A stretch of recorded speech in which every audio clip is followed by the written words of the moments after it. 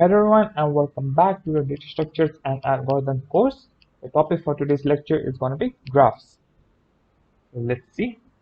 So first of all, we'll ask the question of why should we need graphs. So we'll see some practical examples on where graphs are useful. So let's say we have this map and we have multiple cities and there are multiple roads connecting these cities and we want to find the shortest route between these cities. So how can we do so? So uh, this problem of finding the shortest route between any two different cities, this problem can be solved using graphs. In another example, let's say we have a chip here. Okay, so here we want to check whether uh, no two connections should intersect each other and the total length of all connections should be minimal. So here also we can use graphs. So you can see there are multiple different nodes we can see, vertices, and they are interconnected to each other using these edges.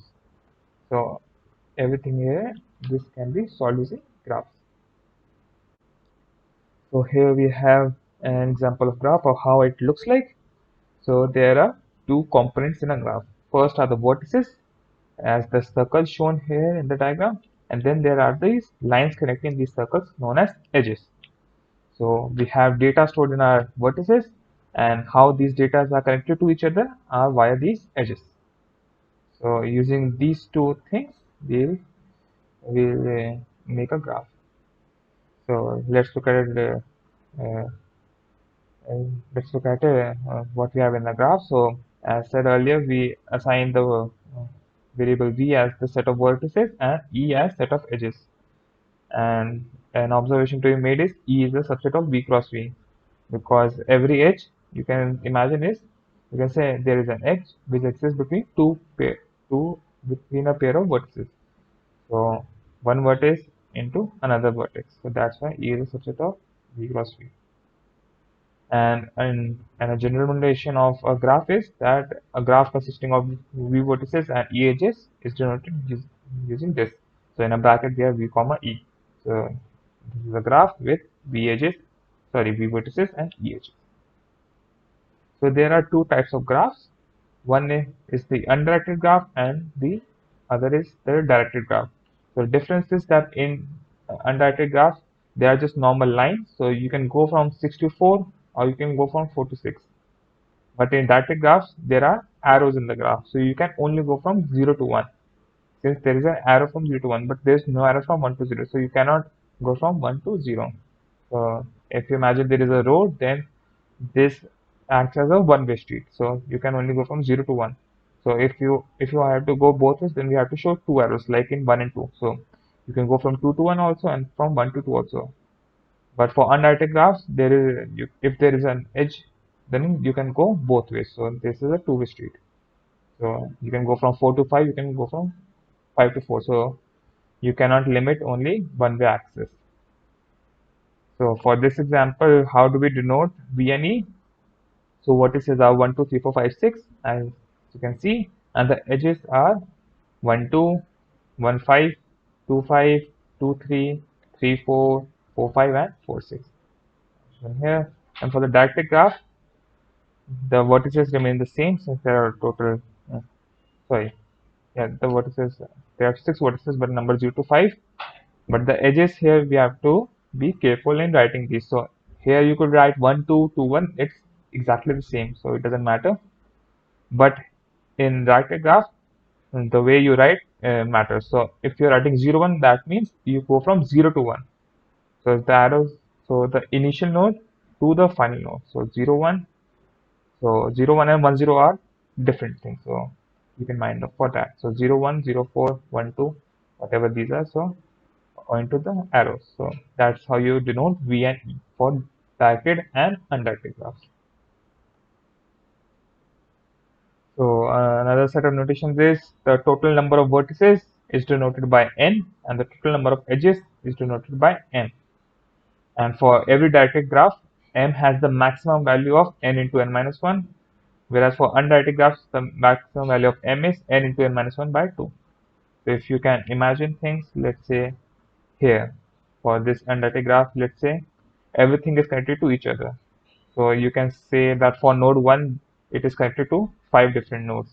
Then for node 2, since we are already counting the connection between 1 and 2, then we can say 2 is connected to 4 further nodes. So it basically acts like an AP. So AP from 1 to n minus 1. So here we had 6, so it will act from 1 to 1 plus 2 plus 3 plus 4 plus 5. So AP from 1 to n minus 1. And if you do that, then it's n into n minus 1 by 2.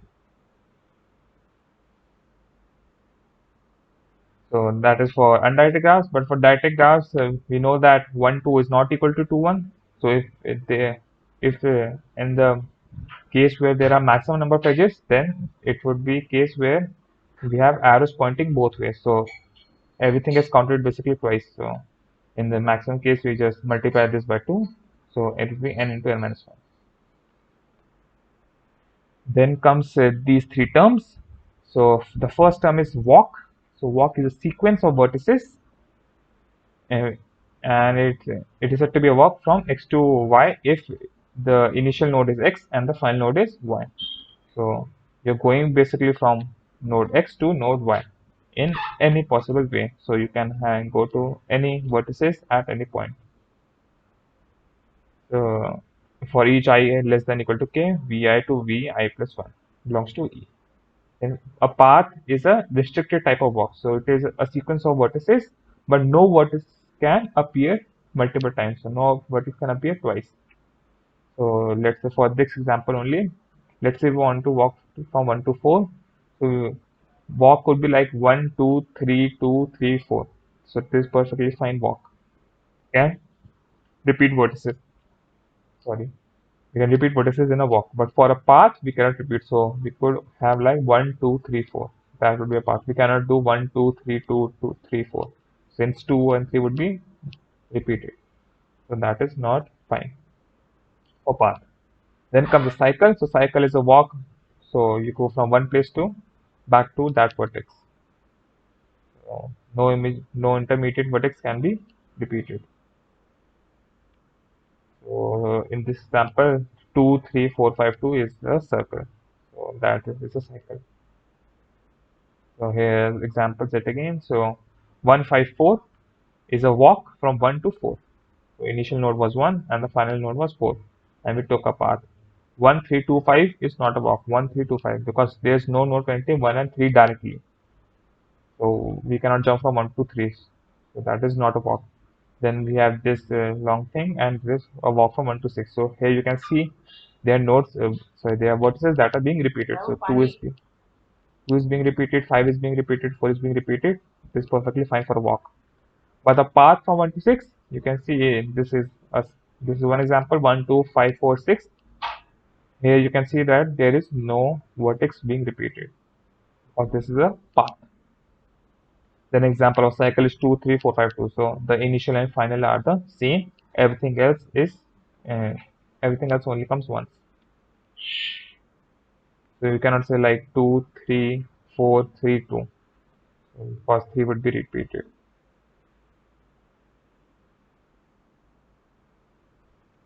So there is a concept called connection of nodes. So two vertices are said to be connected if there exists a path between them. So a subgraph in which any two vertices are connected to each other by paths and which is connected to no additional vertices in the supergraph. This is the connected component.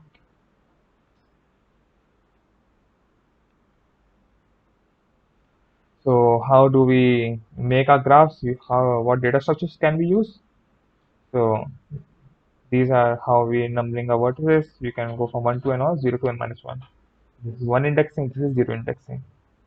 So first data structure to make graphs is using adjacency list. Sorry. So you can see it looks something like this. So given this example, vertices are the same. So for edges, what we can do is we have we have list for each vertex. So for vertex 1, we can say what all nodes are being connected by 1. So we can say 2 is being connected to 1 and 5 is being connected to 1. So we make our links here. So 1 is connected to 2 and 5. And then we put a null pointer here. So we know that there exists no other. vertex is um, that is connected to 1 directly. So then we'll do the same for 2. So 2 is connected to 1, 3 and 5. So since this is an undirected graph, we have to put both 1, 2 and 2, 1. So if it was a directed, then we would do it only one ways. So you can see here, and the total size of this it would be O of n plus m.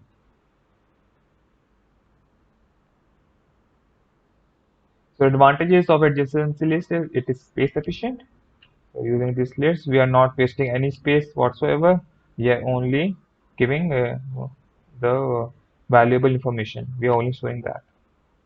And computing all the neighbor of vertex in optimal time. So let's say we want to calculate what are the direct neighbors of 3. So we can just traverse through this traverse to this list. So we say that 3 is connected to 2 and 3 is connected to 4. That's all.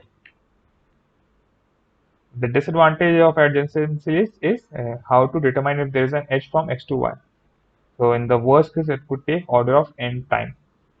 So let's say everything was connected to 1, and if we try to search from 1 to 6, then we have to go through every node, sorry, yeah, every vertex in 1, and we have to check for each of them whether 6 exists there or not. So it could take in the worst case order of n time. That was the adjacency list. So next is using graphs. So we can make a graph like this. So we have 6 into 6 graph, sorry, 6 into 6 graph, and the size is order of n square. So what we are doing here is if there is an edge existing between two vertices, then we assign the value 1, and if there isn't, then we assign the value 0. So we can say that either 1 and 2 have an edge between them. So for 1 and 2 we are assigning value 1, but 1 and 3 do not have an edge directly connecting each other. So in that case we are assigning 0. So it looks somewhat like this if we make all these edges.